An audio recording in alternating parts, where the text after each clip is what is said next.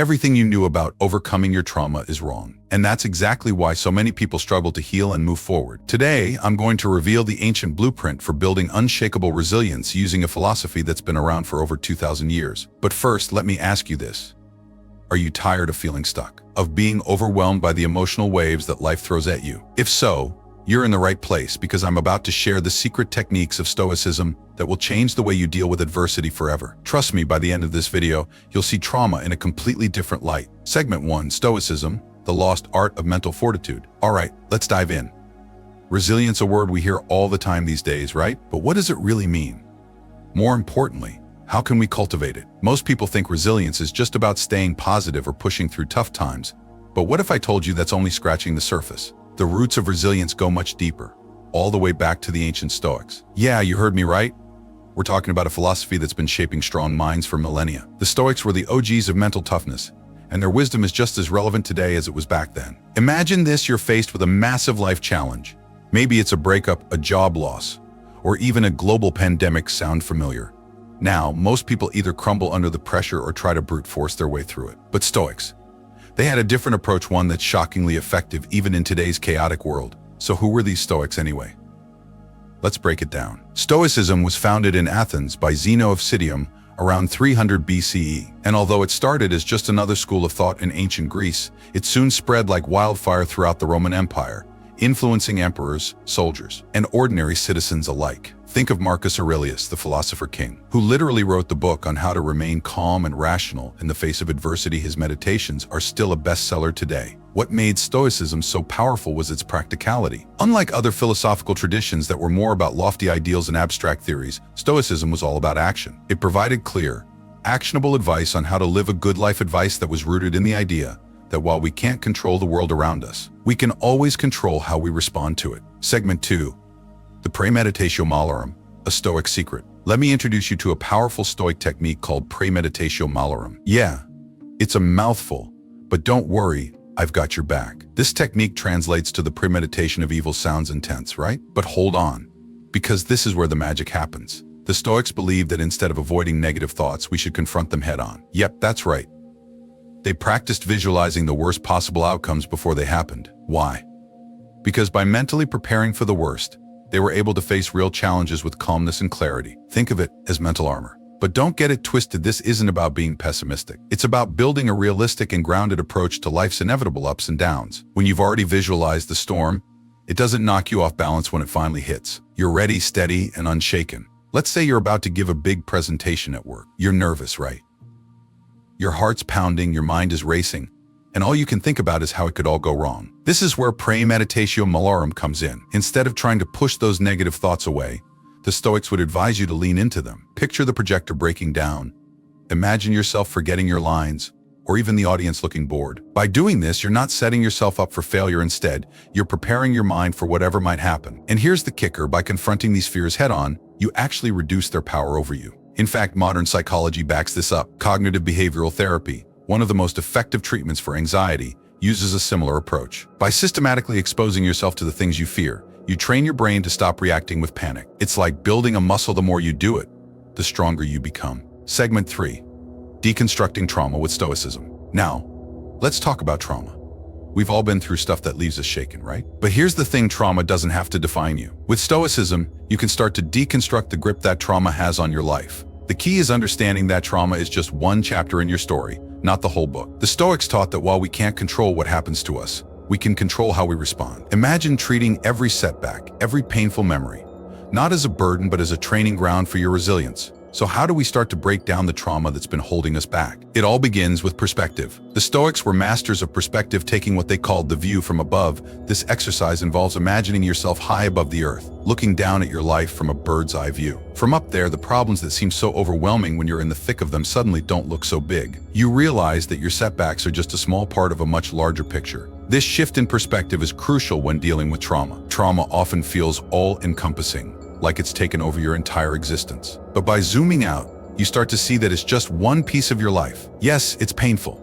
Yes, it's difficult, but it doesn't have to define you. Another Stoic tool for dealing with trauma is the concept of amor fati, or love of fate. This idea might sound strange at first. How can we love something as painful as trauma? But what the Stoics meant by amor fati was embracing everything that happens to us, both good and bad, as part of our journey. This doesn't mean we have to like what's happened, but rather that we accept it as something that can't be changed and find a way to grow from it. Let's say you've experienced a significant loss. It's natural to feel devastated, to wish things could have turned out differently. But what if, instead of resisting the pain, you leaned into it? What if you accepted that this loss is now part of your story and asked yourself how you could use this experience to become stronger, wiser, more compassionate? This is amor fati in action, and it's a powerful way to transform trauma into resilience. Segment 4. Cultivating everyday resilience. So how do we make this Stoic resilience a part of our daily lives? It's all about the small, consistent actions, just like working out a muscle. Remember, resilience isn't built overnight. It's forged in the daily grind, in those quiet moments when no one is watching. Start by adopting a Stoic mindset.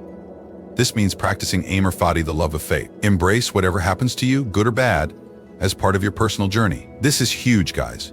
When you stop resisting what life throws at you, you stop wasting energy on things you can't control. That's energy you can redirect into growing stronger and more resilient. Another practical tip: daily reflection. The Stoics were big on this. Take a few minutes at the end of each day to review what went well, what didn't, and how you responded. This isn't about beating yourself up, it's about learning and growing. What could you do better next time? How can you apply the lessons of today to become a better, more resilient you tomorrow? Let's get into some specific practices you can start implementing right away. First up is journaling. Marcus Aurelius, one of the most famous Stoics, kept a journal where he reflected on his thoughts and actions daily. This wasn't just a diary of his day, it was a way to keep himself accountable, to ensure that he was living according to his principles. You don't have to write pages and pages, just a few sentences each night will do. What challenges did you face today? How did you respond? Were there moments when you let your emotions get the better of you? And most importantly, what can you do differently tomorrow? This simple habit can have a profound impact on your resilience over time. Another powerful Stoic practice is the morning reflection. Before you start your day, take a few moments to mentally prepare yourself for what lies ahead. The Stoics called this praemeditatio, which, as we discussed earlier, involves anticipating potential challenges and mentally rehearsing how you'll handle them. By doing this first thing in the morning, you set a tone of calm readiness for the rest of the day. For example, let's say you have a big meeting at work that you're anxious about. Instead of just hoping everything goes smoothly, take a few minutes to think through what could go wrong. Maybe someone will challenge your ideas, or you'll get flustered and lose your train of thought. Now, imagine yourself handling these situations with grace. Visualize yourself staying calm, responding thoughtfully, and steering the conversation back on track. When the meeting actually happens, you'll be much better prepared. Lastly, let's talk about the power of gratitude. The Stoics believed that gratitude was one of the most important virtues a person could cultivate. But they didn't just express gratitude for the good things in life. They also found ways to be grateful for challenges and hardships. Why? Because they believed that every difficulty was an opportunity to grow, to become more resilient. Try incorporating a gratitude practice into your daily routine. At the end of each day, think of 3 things you're grateful for, not just the obvious ones, like your health or your family, but also the challenges you faced. Maybe you had a tough conversation with a friend that left you feeling unsettled. Instead of dwelling on the negative, see if you can find something to be grateful for in that situation. Perhaps it taught you something about yourself, or gave you a chance to practice patience. Over time, this practice will help you shift your mindset from one of scarcity to one of abundance. Segment 5. The power of Stoicism in modern life. Now you might be thinking, this all sounds great, but how do I actually use it in real life? The truth is, Stoicism isn't just some ancient philosophy, it's a practical toolkit for modern living. Whether you're dealing with everyday stress or major life crises, Stoic principles can help you navigate with grace and grit. Think about it. The next time you're stuck in traffic, instead of letting the frustration boil over, you can choose to see it as an opportunity to practice patience. When you're facing a major life decision, use the Stoic principle of focusing on what you can control and letting go of the rest. These small shifts add up. And before you know it, you're not just surviving, you're thriving. Let's consider how Stoicism can help in specific areas of modern life. Take social media, for example. We're constantly bombarded with images of other people's perfect lives, and it's easy to fall into the trap of comparison. The Stoics would remind us that what we see online is not the full reality. They would advise us to focus on our own path, our own virtues, rather than getting caught up in what others are doing. This doesn't mean ignoring the world around you, but rather approaching it with a sense of detachment. Remember, the Stoics taught that we should only be concerned with what is within our control. The opinions of others, the number of likes on a post, these are things outside our control, and thus should not dictate our happiness or self-worth. Another modern application of Stoicism is in dealing with uncertainty, something we've all had to face recently. Whether it's economic instability, health concerns, or political unrest, the world can feel like a pretty uncertain place. The Stoics, however, embraced uncertainty. They believed that uncertainty was a natural part of life, and that trying to control it was futile. Instead, they focused on cultivating an inner sense of stability that wasn't dependent on external circumstances. Here's a practical way to apply this.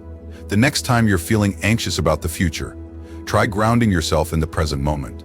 Ask yourself, what can I control right now? It might be something as simple as taking a deep breath, focusing on the task at hand, or reaching out to a friend for support. By bringing your attention back to the present, you take away the power of those anxious thoughts about the future. Lastly, let's talk about the Stoic concept of virtue. For the Stoics, living a good life meant living a virtuous life, one that is aligned with reason, wisdom, courage, and justice. This is more than just being a good person.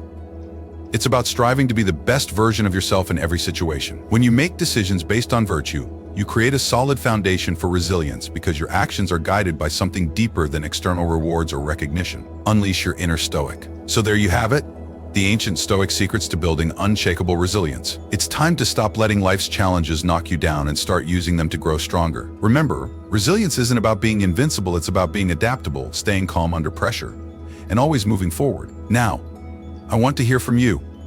How do you build resilience in your own life? Drop a comment below. I'm excited to read your thoughts. And if you found value in today's video, don't forget to hit that like button and subscribe for more content that empowers you to live your best life.